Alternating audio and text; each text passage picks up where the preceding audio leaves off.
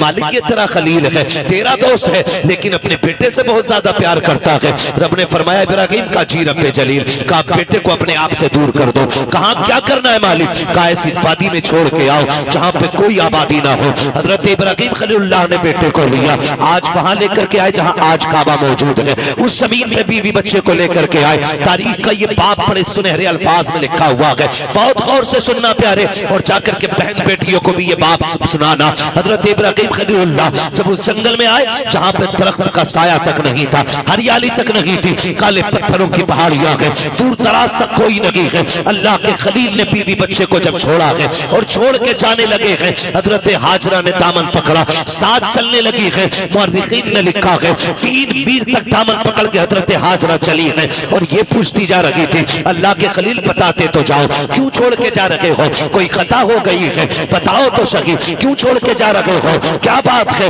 اپنی مرضی سے چھوڑ کے جا رہے ہو یا رب کے کہنے سے چھوڑ کے جا رہے ہو؟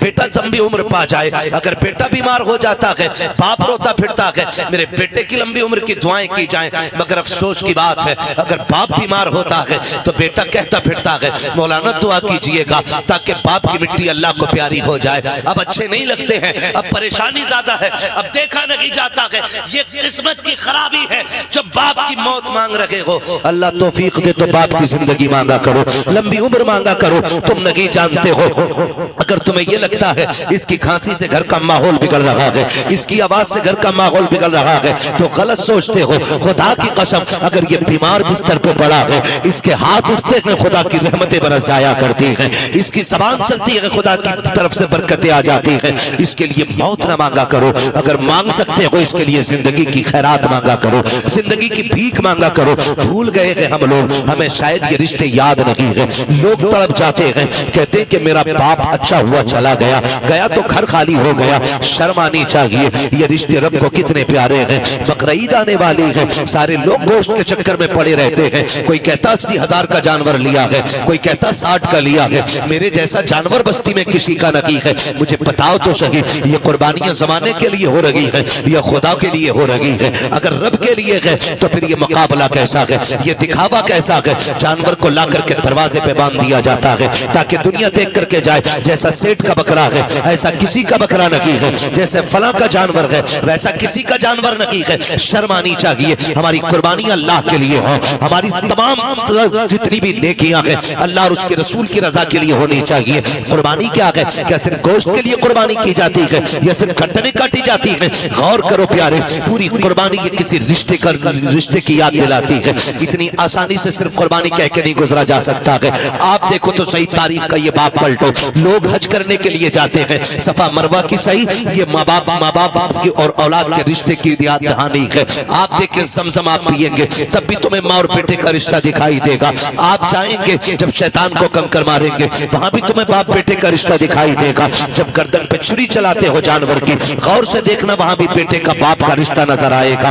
یہ رشتہ کتنا عظیم ہے رب کی بارگاہ میں، آپ غور تو کرو پیارے۔ آج ہم یہ سمجھ لیتے ہیں کیا کیا دنیا کے باپ پالتے ہیں، ہمارے باپ نے پالا تو کون سا بڑا کام کر دیا۔ ہم نادان ہیں، غلط کہہ رہے ہیں اس بات کو۔ ان سے پوچھو جن کے پاس باپ کا سایہ نہیں ہے، زمین کتنی تنگ نظر آتی ہے، خوشیاں کتنی محدود ہو جاتی ہیں جب سر سے باپ کا سایہ چلا جاتا ہے۔ خدا کی قسم اگر باپ ہوتا ہے تو پتہ نہیں چلتا جوانی کب آ گئی ہے، اور اگر باپ چلا جاتا ہے تو پھر جوانی مشکل سے میسر ہوا کرتی ہے۔ جس عمر میں پستے اور کتابیں ہونی چاہیے اس عمر میں ہاتھوں میں اوزار آ جاتے ہیں، میکینک بنا دیا جاتا ہے، ہوٹلوں کے برتن آ جایا کرتے ہیں۔ ماں باپ کا نہ ہونا زندگی کو تباہ و برباد کر دیتا ہے۔ اللہ نے ماں باپ جیسی دولت دی ہے، نوجوانوں ان کی عزت کرنا، ان کی خدمت کرنا، جب تک ماں باپ ہوتے ہیں یہ سمجھ لینا خدا کی رحمتیں نازل ہوتی رہتی ہیں۔ میں تاریخ کا یہ باب پلٹنا چاہتا ہوں، آپ تاریخ اٹھا کر کے دیکھیے۔ اللہ کے خلیل حضرت ابراہیم علیہ الصلوۃ والتسلیم، حضرت ابراہیم کی آپ زندگی پڑھیے،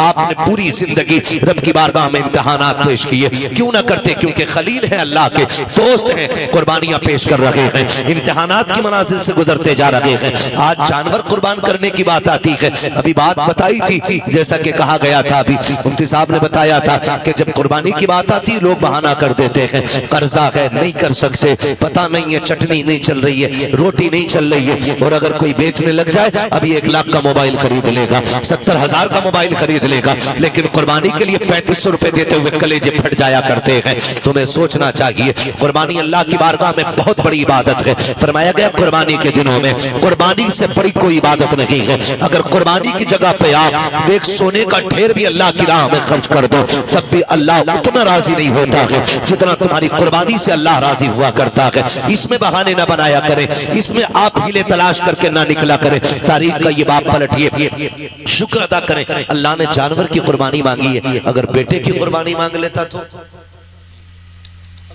अल्लाह ने अपने खलील से बेटे की कुर्बानी मांगी, हमसे मांग लेता तो बकरा देने तैयार नहीं है। बेटे के मामले में फिर क्या होता? वो करीम है, उसने इब्राहीम खलीलुल्लाह की सुन्नत को जिंदा करने के लिए हमसे जानवर की कुर्बानी मांगी। जानवर की कुर्बानी जिंदा मांगी, जानवर की कुर्बानी मांगी है। और आप इस बात पे भी गौर करें, इस बात पे भी गौर करें, अगर आप मुसलमान हैं तो आपको आजमाया जाएगा। कहते यार मुसलमान और हम पे मुसीबतें आ रही हैं। हाँ हाँ, आप मुसलमान हैं तो आप ही को आजमाया जाएगा। वो कहा था किसी ने शहादत गए उल्फत में कदम रखना है। लोग आसान समझते हैं मुसलमान होना, जब आपने कहा है ना ला इलाहा इल्लल्लाह तो फिर अब इम्तिहान से भी गुजरना पड़ेगा, आपको इम्तिहान देना पड़ेगा। और आप ही नहीं, सबने इम्तिहान आती है। मेरे नबी फरमाते सबसे ज्यादा मुझे आजमाया गया है, सबसे बड़े बड़े इम्तिहानात मेरे रहे, मेरे महबूब के सबसे बड़े इम्तिहानात रहे। लेकिन हुजूर ने इम्तिहानों में क्या किया? तारीख गवाह है, किसी ने पत्थर मारे, मेरे हुजूर ने बदले में पत्थर नहीं मारा। किसी ने सितम किए तो हुजूर ने बद्दुआ नहीं की। मक्के से निकाले गए लेकिन हुजूर ने कभी बद्दुआ के लिए हाथ नहीं उठाए। यहां तक कि ताइफ में पत्थर लगे, हुजूर के हाथ उठ गए। हाल क्या था? जूतियां खून से भरी हैं, बदन कपड़े खून से शराबोर है, चेहरे से खून बह रहा है, लेकिन हाथ उठे तो यही कहा था मालिक इन्हें अजाब न देना, इन्हें बख्श दे मालिक, इन्हीं की नस्ल से दीन के अलमबरदार पैदा फरमा दे। ये हमारे हौसले हैं, ये हमारे मामलात हैं।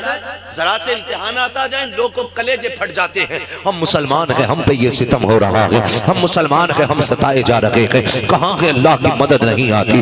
कब आएगी अल्लाह की मदद? ओ भाई इम्तिहान की घड़ियां हैं, इनको जरा संभल के पार करना है। जो इम्तिहान में पार हो जाता है, इम्तिहान पास कर जाता है, समझ लेना दुनिया भी कामयाब है, आखिरत भी कामयाब है। कैसे कैसे आजमाया जाता है, यही अल्लाह के खलील है।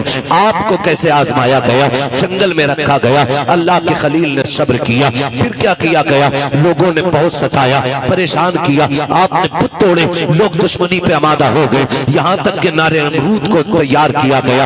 आग इतनी तेज थी, इतनी तेज थी कि परिंदा कोई ऊपर से गुजरता तो वो गिर जाया करता था और मर जाता था उसकी तपिश से। अल्लाह अकबर, तारीख का ये बाप पलटते चले और देखते चले। जब उसी नमरूद की आग में डालने की बारी आई, हजरत जिब्रील अमीन ने आके कहा था इब्राहीम रब के खलील हो, मैं रब की बारगाह तक जाता हूं, अगर कोई जरूरत हो तो बताएं। आप मंजनीक के अंदर रखे हुए हैं, ये नहीं कहा था जिब्रील देखो सामने आग है, मैं मंजनीक में हूं। कहा था कि मैं जानता हूं, मेरा रब भी जानता है, मुझे कोई जरूरत नहीं है। कहा फिर अपने रब ही से कह दो। कहा जो सब जानता है उससे कहने की जरूरत क्या है? जिसमें वो राजी है उसमें मैं राजी हूं, ये कह के आप राजी हो गए। जब नारे नमरूद में डाला गया, अल्लाह ने आग को ठंडा होने का हुक्म दिया, आग ठंडी और सलामती वाली हुई। आप नारे नमरूद में रखे, बाहर तशरीफ लेकर के आए। उसके बाद फिर आप हजरत सारा के साथ अपना वतन छोड़ देते हैं। बहुत लंबा वाकया है, बादशाह ने पकड़ा। फिर उसके बाद बदले में आपको हजरत हाजरा भी तोहफे में पेश की गई।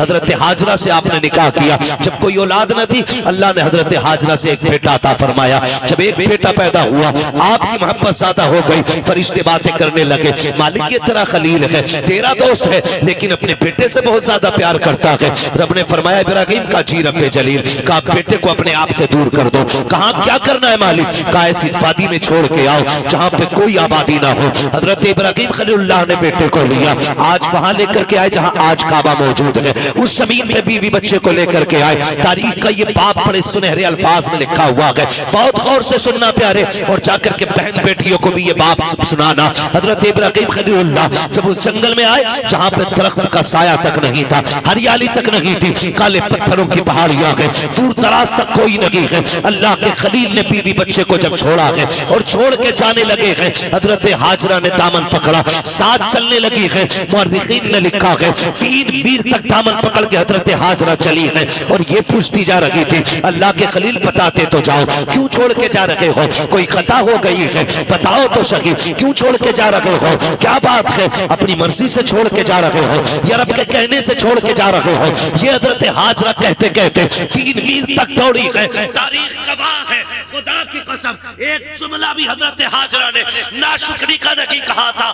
آج شوہر اگر بیوی کے پسند کے کپڑے نہ لاتا ہے تو پھر بیویاں بگڑ جایا کرتی ہیں، کہتی تمہارے گھر میں سکون نہیں ملا ہے، جب سے تمہارے گھر میں آئی ہوں مجھے ملا ہی کیا ہے، اس طرح کے تانے دیا کرتی ہیں۔ اے میری بیٹی میری بہن کان کھول کے سن لینا، تیری جنت تیرے شوہر کے قدموں میں رکھی گئی ہے، تو لاکھ سجدے کر لے، لاکھ نوافل پڑھ لے، اگر تیرا شوہر تجھ سے ناراض ہے تو خیریت نہیں ہے۔ اگر تیرا شوہر 2 پیسے کی چیز لے کے آتا ہے اس سے چہرہ بگاڑ کے بات نہ کر، اس کا مسکرا کے استقبال کرنا۔ تو نہیں جانتی ہے کہ تیرے شوق تو اتنے ہیں کہ شوہر کی کمائی اتنی نہیں ہے، لمبی لمبی لسٹیں بنا کے دی جاتی ہیں، مجھے 7,000 کا جوڑا چاہیے، 8,000 کا جوڑا چاہیے، میری بہن تو کنیز فاطمہ زہرا ہے، تیرے لیے جنت میں محلات تیار کیے گئے ہیں، جنت میں جنتی لباس تیرے لیے ہے، فقط اتنا کرنا ہے تجھے اپنے شوہر کی رضا میں راضی رہنا ہے۔